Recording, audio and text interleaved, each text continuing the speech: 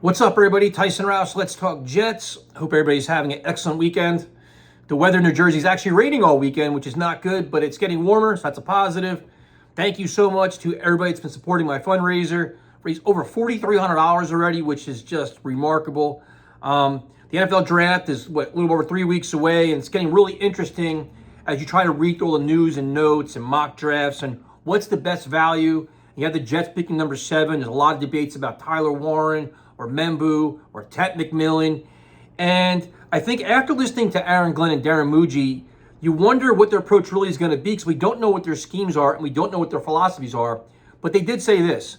Their goal is to accumulate as much talent as possible and then identify their systems and put their plans in place, which is really interesting because they're not going to pigeonhole their approach by, listen, this is my defense, you got to plug and play. It's going to be like, all right, listen, let's just gather talent. We're in a talent business, especially young, and so we can make of it.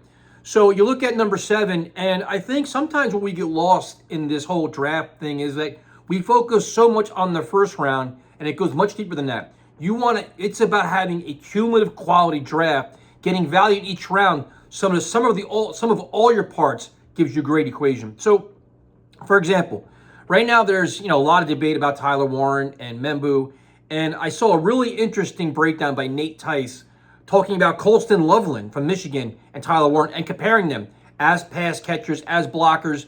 And it was fascinating to see his breakdown, especially in blocking, saying Loveland's actually a little bit better inline blocker, a little bit better of a route runner, pass catcher, or Warren just a versatile, jack of all trades and can do everything. But it was like, all right, is there really a huge drop off from Tyler Warren to Loveland? Then you look at the offensive lineman, and what's your drop off if you go from Will Campbell to Membu? Some people like Membu more than Will Campbell. But after them, what's your tier 3? And then you look at your value chart and what's your positions of value and how do you rank them?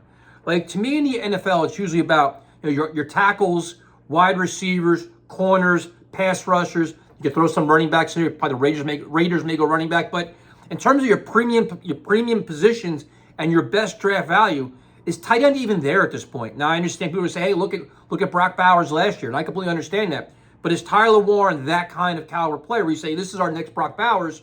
Or do you say, what's the blueprint for success for the New York Jets? And how do we accumulate the best package of draft picks we can get? Does that mean if you can go, just say in theory, Membo in round 1, go Jaden Higgins in round 2, and get a tight end later on where it's a very good tight end class? Or you say, you go Membu round 1, you find a way to get Loveland. Like, is there going to be a run on tight ends in the first round or the second round? Or is it premium wide receivers, pass rushers? Like, what's the trend? Obviously, you want to be proactive, not reactive, but I'm not so sure the Jets are going to go tight end at 7 anymore.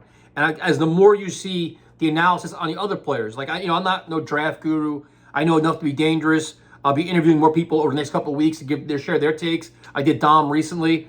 But it's like you're looking at positions of need, positions of value, and how you can address in other areas.